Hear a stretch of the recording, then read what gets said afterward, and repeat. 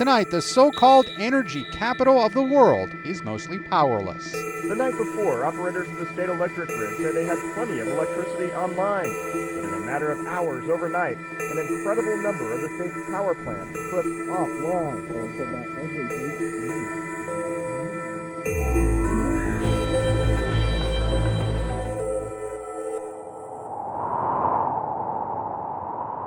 The warnings in 2011 after a winter storm in Texas feel even more ominous in 2021 when a strikingly similar storm triggered deadly blackouts. Let's talk about the apocalypse for a second. It's day 2 of no power, relying on our fireplace to keep us warm. So the new name of the game is, every time the lights come on, I do everything possible. This time, our NBCLX hosts were among the millions of Texans who shivered in the dark without heat. More than 70 people died, some because their homes lost power.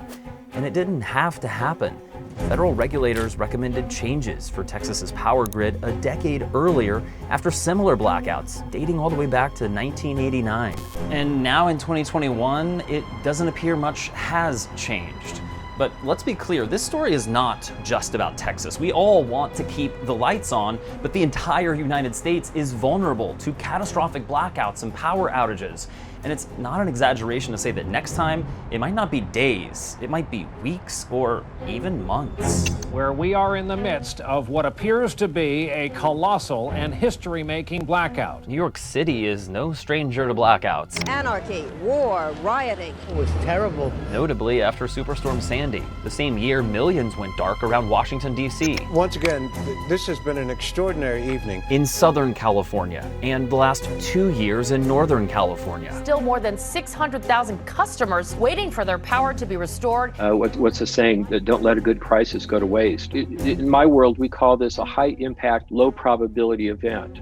Not going to happen very often, maybe it's every 10 years or whatever, but when it does happen, look out. This is the worst winter power failure Texas has ever seen. But right now is perhaps one of the best opportunities that we have to get people engaged and start thinking about some things that are longer term solutions so that we don't see this sort of tragedy happen again. Dr. Michael Milligan has decades of experience studying power grids, retiring as the principal researcher from the National Renewable Energy Laboratory. And he has a pretty simple solution for America. We need a super grid. We need to tie the 3 interconnections together. Here's what he's talking about. The continental U.S. has 3 main power grids, one in the east, one in the west, and Texas. The divisions date back to an ugly fight in the 1930s when the government began regulating electric companies. Texas has its own grid today because they didn't want federal regulation. And all 3 of those grids operate separately from one another. Look at this map of America's high voltage transmission lines. You don't have to be an expert to see some major gaps. And even where connections do exist, the 3 grids don't have any meaningful ability to share power.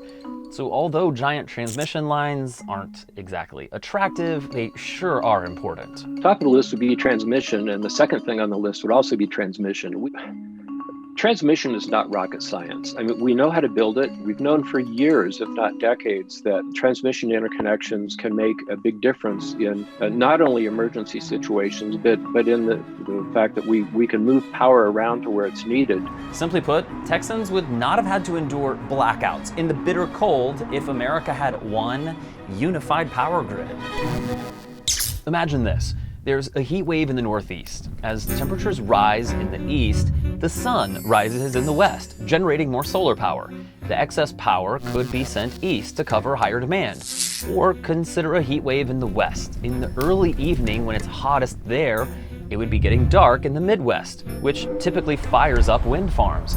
That excess power could be sent west to cover demand. Heck, even if there's a heat wave across much of America, the ability to balance power sources and share nationwide greatly reduces the risk of anyone ending up in the dark. What are the worst case scenarios that we could see in the near future? Well, I think we've kind of seen it. I think what happened in Texas this week is what we will see. We'll see it more frequently. I'm a huge believer that we're in serious trouble and that we have to do something urgently around climate change. Justin Sharp is a meteorologist who's finalizing a study about the relationship between green energy, weather, climate, and our power grids. And he's deeply concerned about crippling blackouts. I mean, our grid needs major modernization, and not only from the point of view of its age and its adequacy.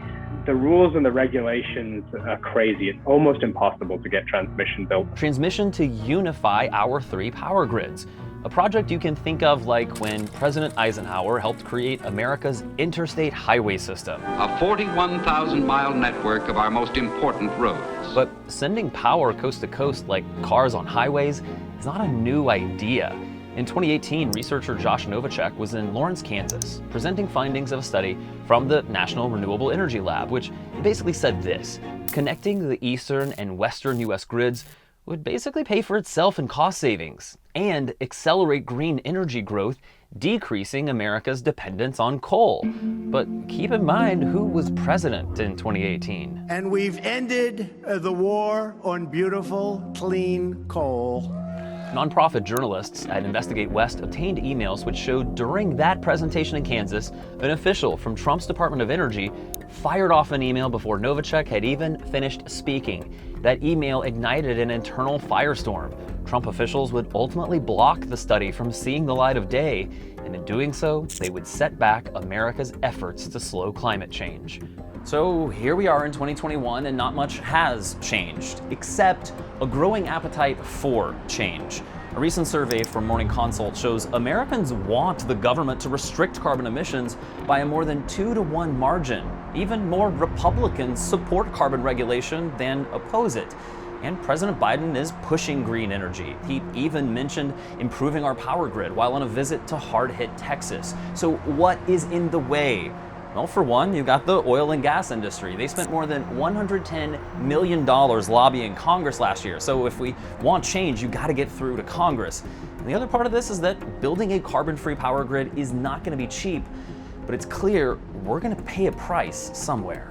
Yes, there's a cost, but you have to weigh that against the benefits. And oh my gosh, it's going to cost me $1 billion, and I'm making up that number, to fix it. It's not worth it.